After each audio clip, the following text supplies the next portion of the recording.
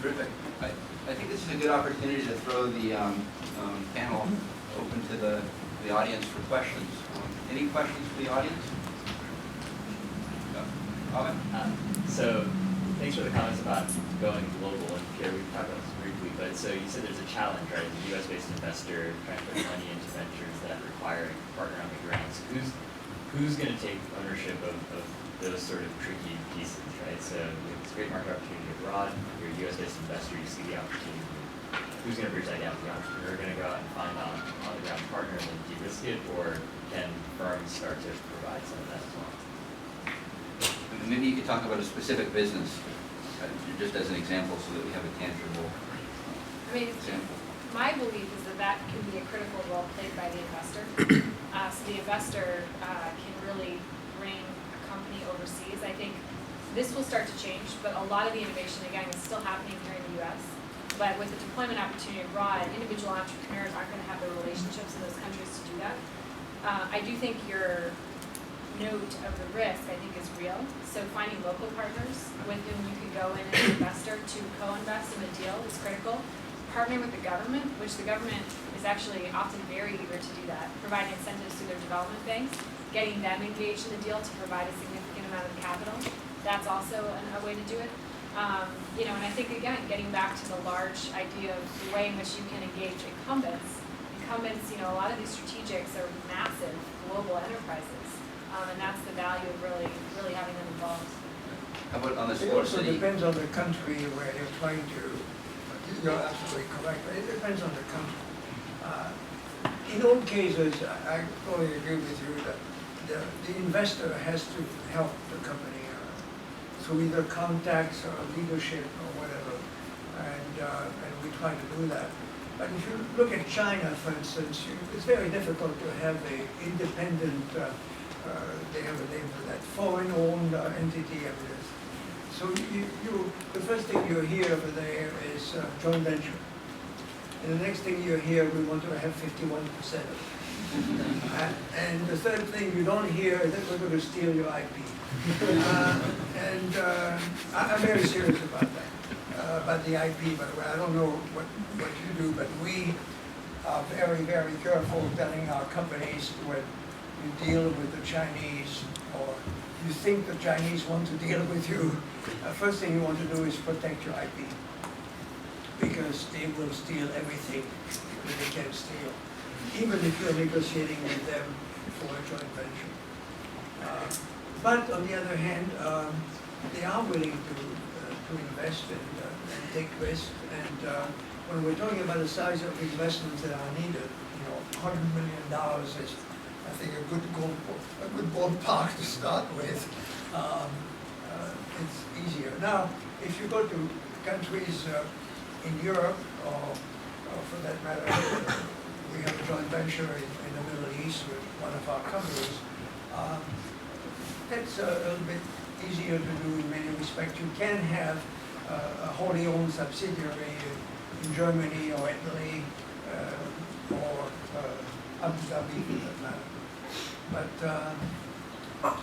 it's not easy, And one thing I find is that there's too much among the investing community. There is too much of the feeling that if the United States is not a primary market, we're not interested. I don't know if you find the same thing, but a lot of investors are saying, well, you're telling us this is a great company, it's going to have revenue of $200 million, let's say, in 5 years, but 80% of it will be overseas. There's a feeling, well, it's overseas, we're losing control or whatever. And so I find it difficult to convince people that globalization is here. And not just a word, it's a fact. I guess I'll answer this from a Silver Lake's lens, and that is that we're looking for established businesses that are of a certain size and scale. Our job as investors is to diligence whether that size and scale is true and relevant, and kind of how we think of its trajectory. So that's really based on who are its existing investors and figuring out whether those are good investors, knowledgeable investors, honest investors. So we're looking to, when you think about if we want to invest in India, for example, we want to be spending our time with the right partners who have require scale capital. The other observation, this is a challenge with a lot of these global teams, is we're not convinced as a group that, or we're not convinced, we haven't found great opportunities that compensate us for that extra risk. We think like 60% of our investments are going to be done in America and Europe, and the remainder will be done overseas, and it's going to be a case-by-case basis you should be looking at India, looking for requiring a higher return on those investments than we should be looking at a European or US investment. And we just haven't found things that have compensated us for that yet. Other questions? Yeah, over here. So far I've heard a lot on solar, biofuels and storage. What about energy efficiency opportunities at all levels of the pipeline? Because the engineering analysis often claims that these are the lowest cost technology options. So have you seen any companies that are actually, have viable business models or are investing in promising technologies or products that are interesting to So I mean, resource efficiency, whether it's applied to residential on one side, to commercial, industrial, whatever, is definitely an interesting theme. And there's a lot of great low-hanging fruit to go after that from a technology perspective. The challenge with it oftentimes just really boils down to capital and underwriting the risk associated with energy efficiency technologies is oftentimes really challenging. And it boils down to a simple phenomenon. You're not generating electrons, you're saving electrons, finding ways of, there's always perverse incentives that can be kicked in. And so lending partners, which is the key to unlocking this, are just not available. There are some models which are being developed that are potentially compelling, but nothing at real scale. We're tracking and trying to find opportunities to invest there. There are some big areas that are more interesting than others. So lighting technologies are an interesting way of playing energy efficiency across all of those verticals. But again, the challenge of upfront cost continues to be the biggest problem for all of them, in my opinion. No, I agree with you. Efficiency seems like a low-hanging fruit, but I haven't seen any companies in the last 5 or 6 years that I've been looking that I wanted to be an investor. You're right. I mean, we're investors in a company making solid-state light bulbs. That's different. It is efficient, but it's not an efficiency play. It's a lighting play, frankly. So it's very difficult. I mean, these are areas that are interesting. The grid, the U.S. grid, is totally antiquated. I mean, really. And we could save a lot of power without adding generation if we could have a more up-to-date grid. But this is not a venture investment. I mean, very, very difficult. It's huge and very difficult because of all the PUCs in this country and things of this type. 20% of the energy is lost in transport. If you took the present lines and you just went DC, you probably would save most of it. But not a venture investment. Although we are on the periphery. For instance, we have a company that's developing very high efficiency solid-state transformers. Smart transformers, by the way, which means that they understand what the demand, what's downstream, what's upstream. And if it works, it's not proven yet, at least I don't think it's proven, we'll have to sell that to utilities. But I've got to tell you that selling to utilities is not the easiest thing to do. So there are some, and it would improve dramatically, like as you may have guessed, I'm French, and I talked to the EDF, and they have 800,000 in France. They have 800,000 local transformers. If they could improve the efficiency by 1%, it would save 1 gigawatt nuclear power plant. So, it's pretty important. But, how long will it take them to decide to buy that transformer? How many reject they are paying what do you think is the prospect of CCS technologies in the energy markets? So the question is, what is the prospect of carbon capture and storage technologies? Well, carbon capture, the utilities are taking care of it by moving to natural gas in this country. Basically, that's my quick answer. Natural capture of carbon dioxide has been too expensive and not rewarded. I mean, you know, the utilities are in business to make some amount of money, not a lot, but they're trying to make money. Carbon capture is not interesting. It's a lot cheaper. You probably have seen that a few months ago. Duke, the company on the East Coast, was asked to upgrade a coal power plant to meet emission standards of one sort or another.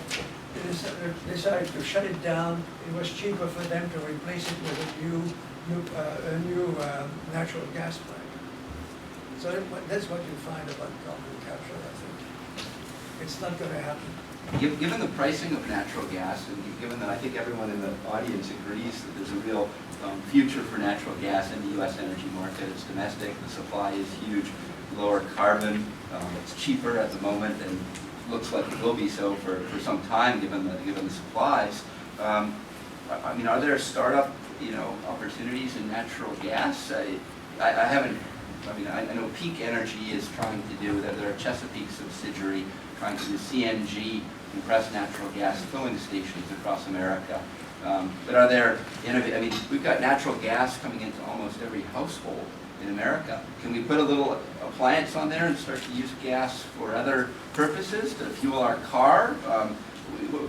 It seems like there's maybe an opportunity here for the venture community. I think there's a huge opportunity. I mean, one of the most interesting derivative effects of natural gas is actually the corresponding impact that it has on the chemicals market, which we're really benefiting from through the industrial biotech focus, which sounds bizarre, but essentially what's happening is that as a result of the proliferation of natural gas, which is a single carbon molecule, there's now a structural short in the market of longer chain hydrocarbons, which incidentally, when you're talking about taking biomass and turning it into something else, more often than not, you're turning it into higher value products, or longer chain hydrocarbons, which are higher value products.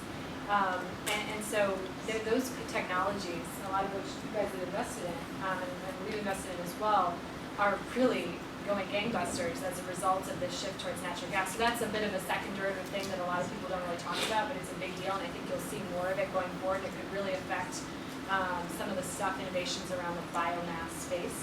I think second to that too is what's happening in the to your point about the conventional energy space. To the extent that there's not just a natural gas boom happening, but even an oil boom that's happening, and a resurgence of production that's going on in the U.S., there is a lot of capital from incumbents and strategics going into that space. So we are very actively, I know you are as well, looking at ways in which we can partner with those strategics to do enhanced oil and gas recovery, maybe through biological or chemical means, to do green fracking fluids. Don't tell the environmental community that. Looking at ways in which you can improve the production efficiency of oil and gas, because there's just so much capital. And when you talk about having impact, when 95% of our energy needs are still being met by conventional sources, you really have to play in that game if you want to have impact. Yeah, I think it's an upstream opportunity more than it's a downstream opportunity in any of these industries, whether it's chemicals, plastics, thinking about just unconventional oil and gas recovery.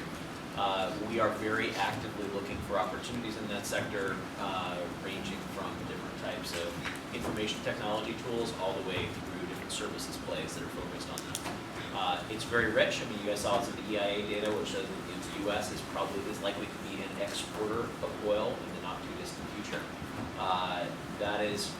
There's dramatic ramifications, particularly on the infrastructure side, for U.S. conventional and unconventional oil and gas. You might mention that a couple of U.S. companies, Cummins is one of them, developing, actually selling now trucks, engines for trucks that run on natural gas. And you can imagine that 5-10 years from now, much of the fleet that's running on diesel is going to run on natural gas.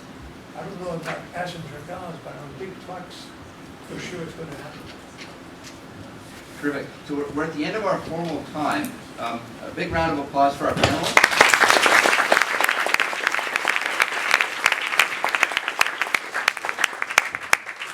We have some final words from our host of the Stanford Energy Club.